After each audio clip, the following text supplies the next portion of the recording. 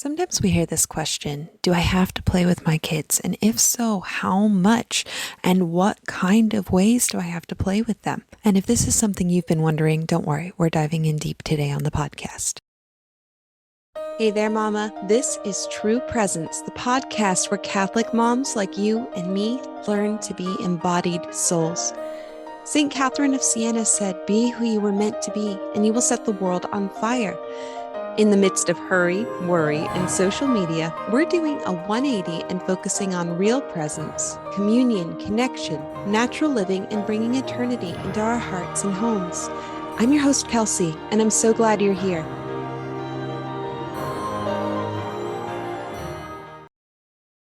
Hey there, Mama. Today we're going to talk about whether or not we have to play with our kids. And this question comes up because there's a lot of schools of thought on it in parenting circles. And what it really comes down to is no, not necessarily. You do not necessarily have to play with your kids. But when we decided to become parents, why did we decide to do that?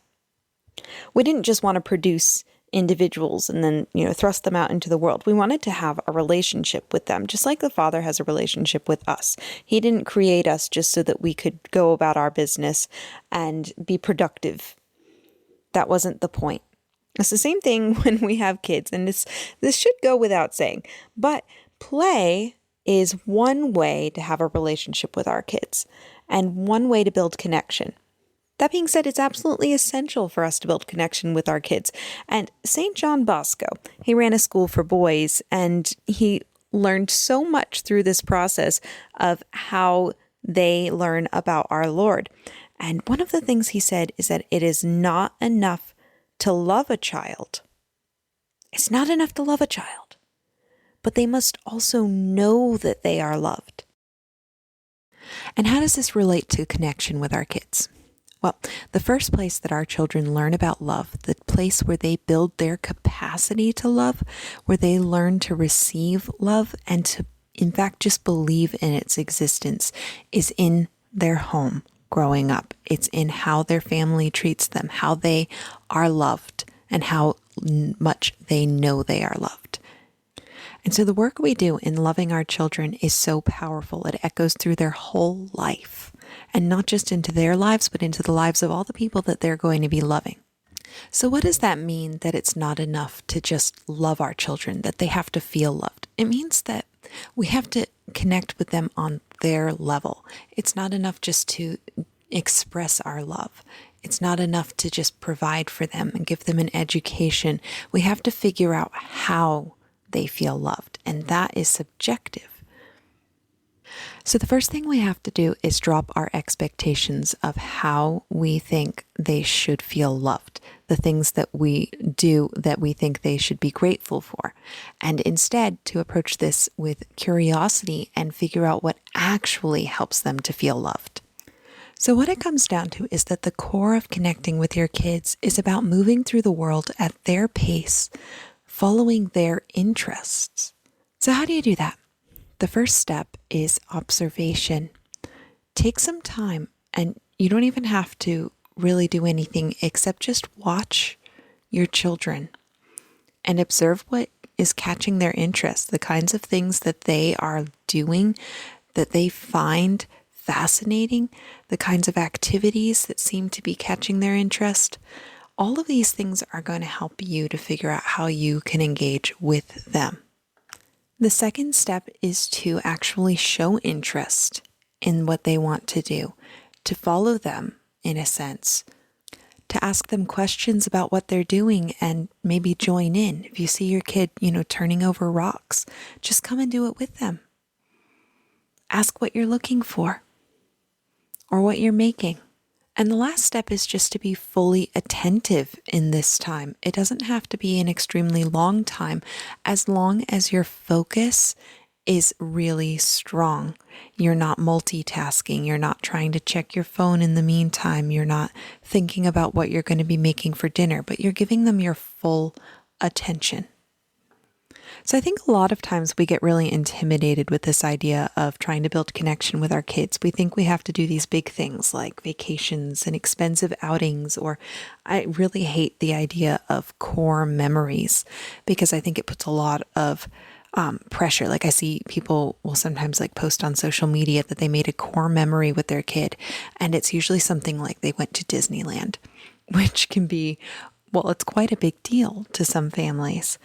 But it can just as easily be a meaningful connection building time when you're doing something as simple as looking for worms, or going on a walk together, or reading a favorite story, not just once, but over and over, because that is the particular thing your child is looking for.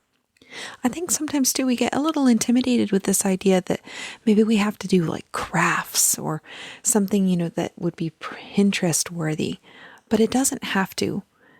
It doesn't have to be a photo perfect moment. It can be something just like making food together, learning to cut an apple.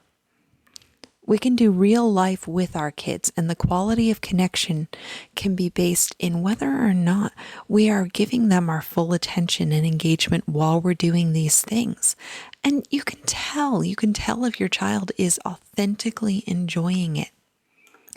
So often we feel like we're having trouble connecting to our kids, and it's because we're trying to drag them into our interests instead of the other way around. But when we follow them into their interests, that's when the magic happens. When we slow down our busy life to go at their pace, which is so much slower than you can imagine, that's when the magic happens. And then the last thing is we so often get intimidated because we think it's going to take a long time. Like if we want to build this connection, we need to set aside a whole day for a special one-on-one time. And that's just not true. I think it's really good to do that kind of thing every once in a while. But even if you're just doing 10 extremely high quality minutes a day with each of your kids, that is going to make such a huge difference in your relationship. And yes, sure, plan those special times, those special outings, but they're not essential. They're helpful, but those day-to-day moments of deep connection are where it's at. So don't be intimidated by this. Just move at your child's pace, follow their interests, and give it your full attention for short bits of time every day. And watch your relationship grow. There's no one-size-fits-all way to do this. Hello, my friends. I wanted to invite you to my special Lenten podcast. And if you don't already know about that, I'm doing a special podcast just for moms who are giving up social media or time on their phones, who want to really take this time to connect and be present with their families. And the link to that is just down below in the show notes. If you want to sign up, the whole idea is that you don't have to open your browser. You don't have to get sucked into that vortex that is the internet to get the encouragement that you need. And bonus, if you sign up now, there's actually already quite a few episodes released in there, and you get access to all of them even if you come in late. So go ahead, sign up. Link is in the show notes.